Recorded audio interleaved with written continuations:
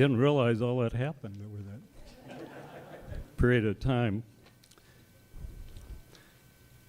I don't care to read a speech usually, but with the short time frame, I'm going to try to do it so I don't get carried away. As I look over this audience, if I tried to thank everybody I worked with or worked with me on many projects, we'd be here all night long, different school board members and colleagues. But I'd like to start by extending my thanks to those persons responsible for establishing the Ventura County Educators Hall of Fame, and to those businesses and individuals providing the funding to make this very worthwhile endeavor possible. I'd also like to congratulate the others who are part of this first class of inductees into the hall. Many of them I worked closely with over the years, so it's a special honor to be here with them. I'd particularly like to thank Chuck Weiss for his nominating me for this high honor. In January 1993, the Ventura County Board of Education followed my recommendation to appoint Chuck to fill my unexpired term as Ventura County Superintendent of Schools. It was one of my best recommendations and one of the best actions taken by the county board.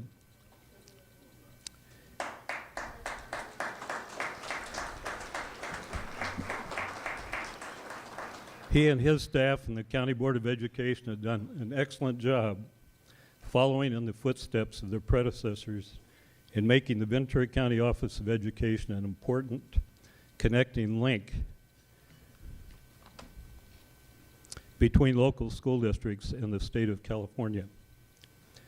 As I read in the paper last week, the initiation of a new school for the autistic in Camarillo by the county superintendent's office, and also 2 weeks ago, I believe, we had the dedication of the new Education Service Center and the Conference Center in Camarillo.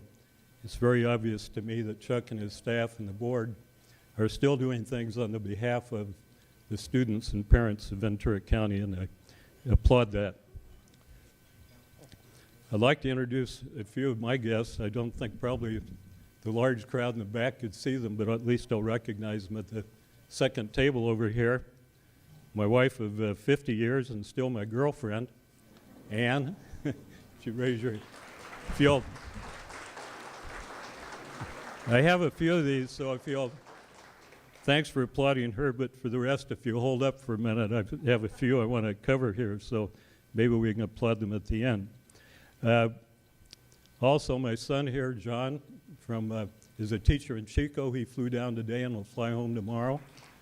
And along with that, my daughter Janice from Anchorage, Alaska. She brought with her, of course, she didn't bring all of her family, but she's involved as a respite caregiver for special needs children in Anchorage, and brought with her her foster daughter, Ellie, is here with her tonight. And then behind the pillar, near the pillar there, is a favorite of mine, my daughter-in-law, not my sister-in-law, my daughter-in-law, Maureen. She's married to my son, Jeff, who's not here tonight. He owns a recording studio in Ventura and does all the sound work for Billy and Franklin Graham around the world. So he's back east with them now and leaves shortly for Asia for 3 weeks. But Maureen, I'm happy to have her here. She's the parent of my 2 grandsons and the grandmother of my 2 great-grandsons. So I'm glad to have Maureen here tonight. The other family member, Jimmy Hitch Banhart, is at the table too. Is happy she could join us tonight. And also, along the way, if anyone thinks the things were accomplished that have been described by Chuck were my doing, they would be pretty naive. It was done on the part of a lot of people, a lot of good staff that helped and get all these things accomplished. And I invited 3 of them to join me tonight. One, Dr. Bob Ponce, who'd been my assistant superintendent, and over on the table next to him was Lucy Alforce Breeze, who was my secretary for many years, and actually was my Sunday school teacher when I was in high school. And along with next to her is Shirley McLean, who was working in the office when I started. She was just out of high school, and by the time I left, she had risen as the director of finance for the county office. And without all these things, building schools and getting the Oxnard Air Force Base, she was invaluable to me and was my right-hand girl in all those things. Another good friend who came tonight is sitting actually with Jack O'Connell, because he coached Jack when he was in high school, is Charlie Dunn and his wife Maggie. They're our closest friends. Charlie and I went to high school together. We played on the CIF championship basketball team at Ventura and on the national runner-up team at Ventura College. We've lived less than a mile apart for the past 35 years and see each other at least a few times a week. So I'm happy that they're here, and especially here to honor Jack. The regional occupational program would not have gotten off the ground without the strong support of the County Board of Education and the Board of Supervisors, and with a big boost from the Taxpayers Association. At that time, they had to levy a tax to finance the regional occupational program. They believed in the merits of the program, and it proved that even when approving a tax was not popular, Kathy, for the other supervisors up here. The science fair would not have happened without the strong support of the scientists and engineers at Point Mugu, and without the classroom teachers and parents working together on science fair projects. If I ask you to raise your hand if you've been involved as a teacher with science fair projects or with it as a parent of children, I think more than half of you would raise your hand. The mock trial program could not have started without the leadership and strong support of Judge Steve Perrin and his colleagues on the bench, who actually held trials in their courtrooms at night with our teams, and also the local attorneys who served as the coaches. The academic decathlon required the strong support of high school principals and teachers when we started that. Mont Michelson, who will be honored later, provided great support for me as he allowed us to use Rio Mesa High School the Saturdays that we had the super quiz and also the awards dinner.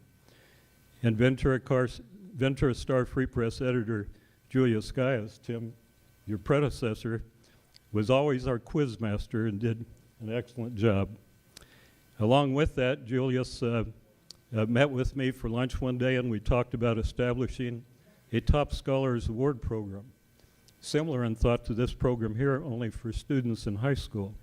He felt that we awarded many awards to athletes, but not to our top scholars, and we started the program at that time. Strangely enough, we had it at the conference center, now named after me, in Camarillo. I barbecued lunch for about 150 high school students, and Julius and the Star Free Press provided all the awards. That program is ongoing today with Chuck and with Tim's leadership, and now I think they have it in a nice hotel somewhere and still provide that great honor. So my point in bringing these up is the fact that any of these things accomplished were not accomplished by an individual. They're accomplished with the efforts of strong support from the board members and the staff, educational colleagues, caring and supportive community members. And that's how these things are accomplished. And I'm so proud that, having been in Ventura most of my career, that we have a caring community. We have caring board members. We have caring city and county officials that care about education. So it's actually been a great privilege and joy to be able to serve in this role during the times that I worked here. Wilson Riles, when he was state superintendent, became a very close friend of mine, primarily because second year in the job myself, I had to run for election.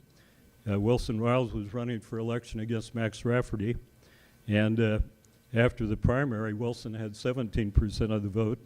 Max only got 45, so they had a runoff. People thought I was a little crazy running around supporting Wilson Riles when I was new in the office myself, but he prevailed and did a great job during his time in Sacramento.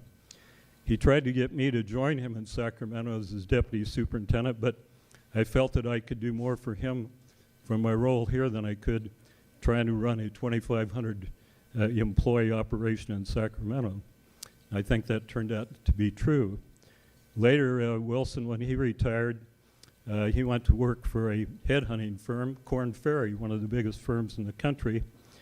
And on a couple of occasions, he called me to see if I would want to take over the job as LA Unified School District Superintendent or the Superintendent of Dade County, Florida. In each instance, I told him that I thought I was probably right where I belonged here in Ventura. And I think that was a good decision. When he introduced me to Mr. Cowan when Wilson had his retirement party down in Los Angeles, he did introduce me to Mr. Cowan, and he introduced me as the guy from Ventura who had been raised in Ventura, spent his career in Ventura, and his dream was to be buried in his backyard. And I actually think that's a pretty good goal. I just hope it's not realized in the near future. I'd like to close with just this following comment that I used when I used to give some of the speeches to our teachers and so forth. It's a quote from Harry Frischman. "If we work upon marble, it will perish. If on brass, time will efface it. If we rear temples, they will crumble into dust. But if we work upon the immortal minds of youth, they will brighten to all eternity." I believe that's a very noble thing that we all as educators are involved in. And I'm proud as much as anything for the years I had as a teacher. And I still feel that I am, even though I played a different role.